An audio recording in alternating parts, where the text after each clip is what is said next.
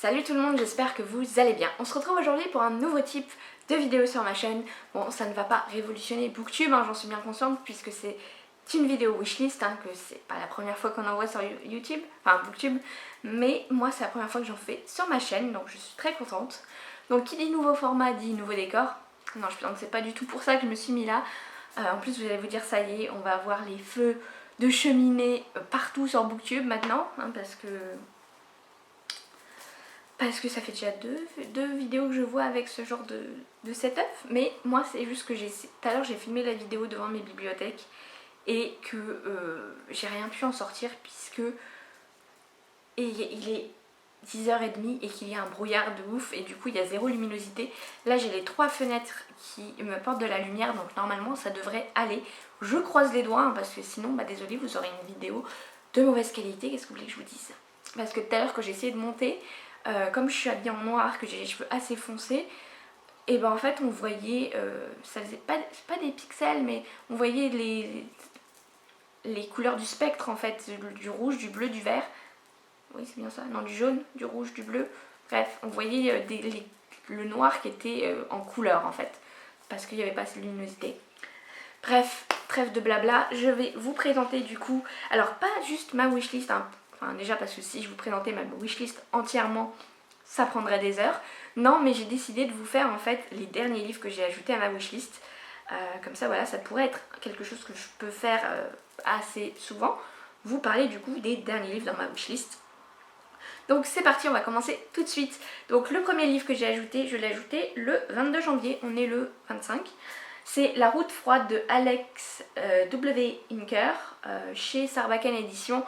Donc celui-là je l'ai vu sur Livre Addict. En fait je suis pas mal de personnes sur Livre Addict, enfin je suis amie avec pas mal de personnes sur Livre Addict. Et j'ai vu ce livre passer. Et déjà la couverture m'a interpellée, le nom aussi, parce que La route froide, voilà, le froid, le voyage, moi ça m'attire. Et du coup je suis allée voir, on était un petit peu plus près, donc on se retrouve avec un petit garçon qui se réveille tout seul dans le petit chalet dans lequel il vit avec ses parents. Ses parents sont partis chercher des plumes d'oie pour faire des oreillers. Et du coup lui il s'embête un petit peu dans cette pièce parce qu'ils sont dans un chalet assez petit et du coup il veut partir dans la forêt, voilà, je sais pas s'il veut se balader ou quoi. Et ça m'a l'air pas mal. Par contre, c'est du jeunesse, j'ai l'impression, puisque. Alors, Sarbacane Édition, je sais plus quelle est leur cible. Je crois que c'est la jeunesse. Mais niveau lecture sur Amazon, ils disent 12 ans et plus. Donc voilà, c'est de la jeunesse, quoi. À voir. Il est assez court en plus. Je sais pas, à voir si un jour je le trouve d'occasion. Ensuite, j'ai mis dans ma wishlist Zona Frigida de Anne B. Raj chez 1018. Donc celui-là c'est à cause de Margot, puisqu'elle en a parlé dans sa dernière vidéo. Elle disait que c'était le livre qu'elle lisait actuellement, enfin un des livres qu'elle lisait actuellement.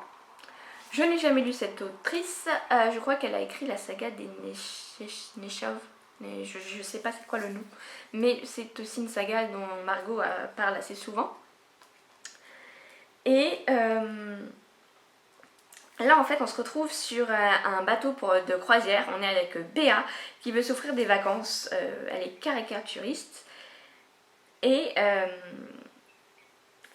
voilà, en fait ils vont dans la zona frigida, étendue froide et aride, qui semble peu propice aux vacances qu'a décidé de s'offrir Béa, à moins que la jeune caricaturiste ne soit venue chercher entre 2 litres d'alcool une mystérieuse délivrance.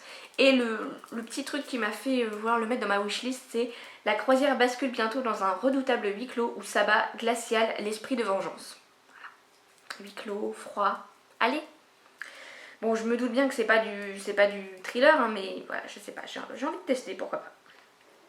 J'ai ensuite ajouté à ma wishlist à cause de Séverine, et je crois qu'il y a pas mal de livres à cause de Séverine. Non, pas tant que ça en fait. La Tour Sombre, le tome 1 de Stephen King, donc le tome 1 s'appelle Le Pistolero. Ça fait longtemps que je vois cette saga et que je me dis non. Puis là voilà, ça fait un moment que Séverine en parle assez régulièrement. Et apparemment, plus les tomes avancent, plus la saga est bien notée et plus elle est bien, tout court.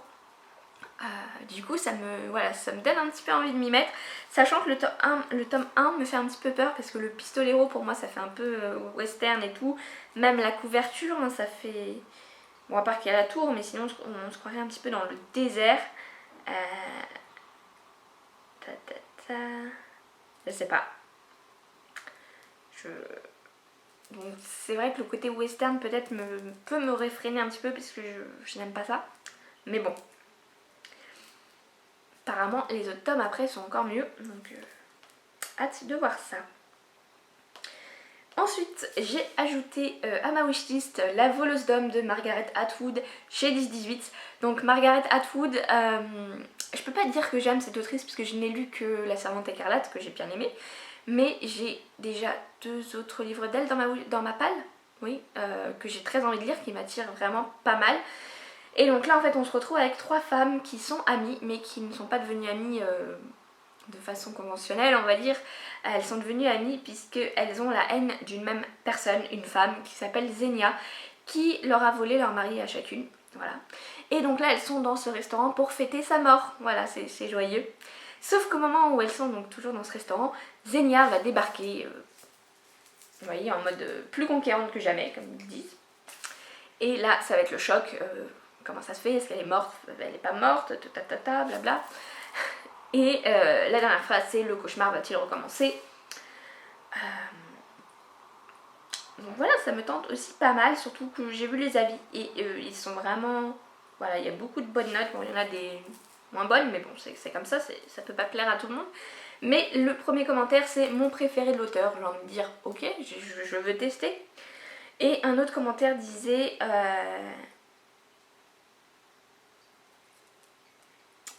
c'était où? La rencontre d'une femme mythomane manipulatrice. Voilà, je me dis, s'il y a un peu de psychologie pas mal là-dedans, ça peut être bien. À voir. Ensuite, ça c'est à cause de Séverine, j'ai ajouté Le Rouge et le Noir de Stendhal au livre de poche. Donc ça c'est un classique. Je ne lis pas de classique, mais je pense que comme beaucoup de personnes, j'ai été assez traumatisée de mes années lycée et collège où on devait lire des trucs imbuvables pour la plupart. Mais je sais pas, j'ai vu que sa fille l'avait lu cet été et qu'elle avait beaucoup aimé. Je sais pas, je sais même pas de quoi ça parle, mais je me suis dit allez, j'ai envie de tenter un classique, j'ai envie de tenter celui-là. À voir. Ensuite, j'ai ajouté à ma wishlist Chronique du pays des mers de Elisabeth von Arburg chez Nemos, je crois qu'on dit comme ça. Donc celui-là je l'ai vu sur Livre Addict aussi, c'était Red Blue Moon qui l'avait lu et qui avait mis une note de 19 ou 20 je crois, alors je suis pas sûre. Mais quand j'ai vu ça, j'ai fait ok. Et en fait, on se retrouve sur une terre dévastée où le pays des mers a pu s'établir grâce au recours des femmes à une insémination artificielle incertaine car les hommes sont devenus rares. Un virus déséquilibrant les naissances. Donc on suit Liz Bay qui est promise au titre de mère, donc je pense qu'elle doit se faire inséminer. Sauf qu'elle apprend qu'elle est stérile. Voilà. Et du coup, elle part et devient exploratrice. Elle accomplira l'un de ses rêves les plus chers, découvrir les secrets du lointain passé du pays des mers. Donc moi j'aime beaucoup ce genre d'histoire où on est quasiment qu'avec des femmes dans une société de femmes. J'aime bien ce genre d'histoire. Et bon là il est sorti, il est en grand format donc je pense que j'attendrai peut-être la sortie poche, hein, j'espère qu'il sortira en poche. Mais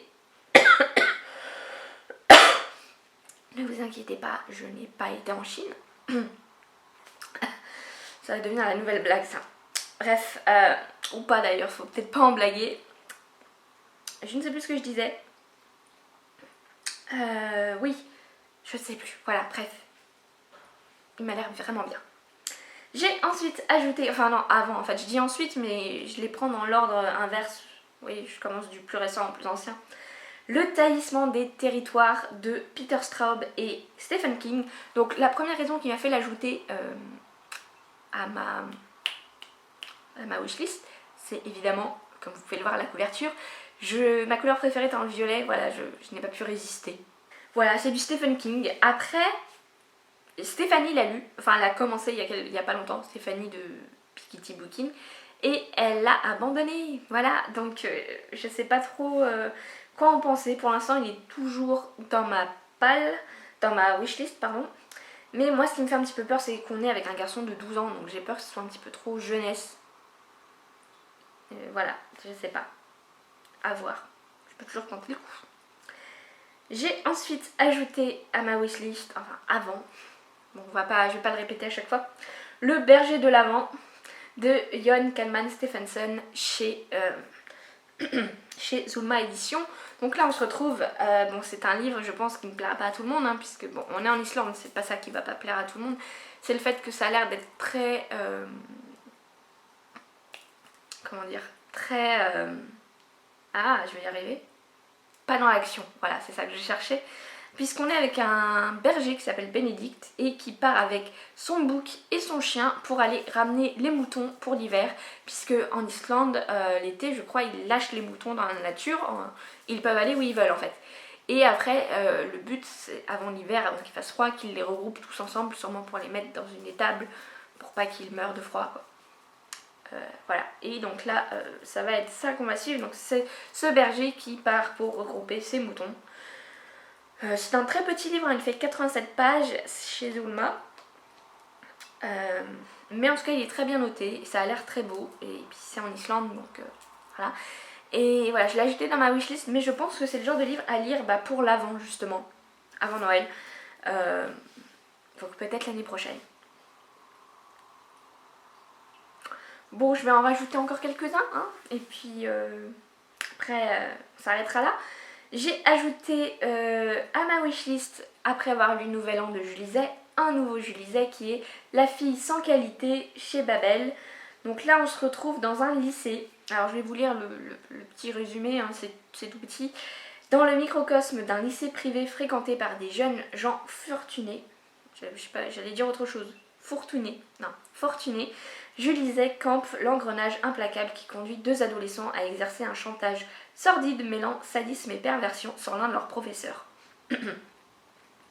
Voilà, ça, je sais pas, ça a l'air très différent de Nouvel An, mais dans tous les autres qu'elle a écrits, c'était celui qui me tentait le plus.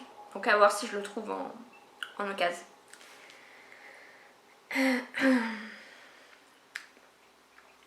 Et le dernier, c'est Les Brumes de Cendre-Lune, le tome 1 qui s'appelle Le Jardin des âmes de Georgia Caldera chez J'ai lu. Donc celui-là, je l'ai ajouté parce que je le vois partout et que je suis faible.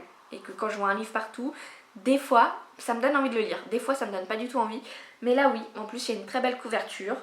J'ai vu de très bons avis déjà. Et bon, c'est de la fantaisie, je ne sais pas trop de quoi ça parle. Mais bon, je suis une jeune fille de 17 ans. Et j'ai vu le mot Dieu moi, donc tout de suite je vois jeune fille et Dieu, je pense un petit peu à Covenant, ce que j'ai beaucoup aimé. Je dis pas que ça va être comme Covenant, mais si on est un petit peu dans le même délire, je pense que ça pourrait me plaire, puisque j'ai beaucoup aimé Covenant, qu'il faut d'ailleurs que je continue. Je ne sais pas si j'ai lu le dernier tome que j'ai en ma possession, le tome 3. Je ne suis pas sûre. Faut que je regarde sur Livre Addict. Bref, voilà, donc n'hésitez pas à me dire si vous avez lu un de ces livres, que vous l'ayez aimé ou pas, hein, ça pourra m'aiguiller pour mes futurs achats ou pas. Donc normalement on se retrouve mercredi pour une prochaine vidéo si j'arrive à filmer malgré ce temps. Et sinon on se retrouvera samedi prochain, on se retrouvera au pire samedi pour une prochaine vidéo. Salut!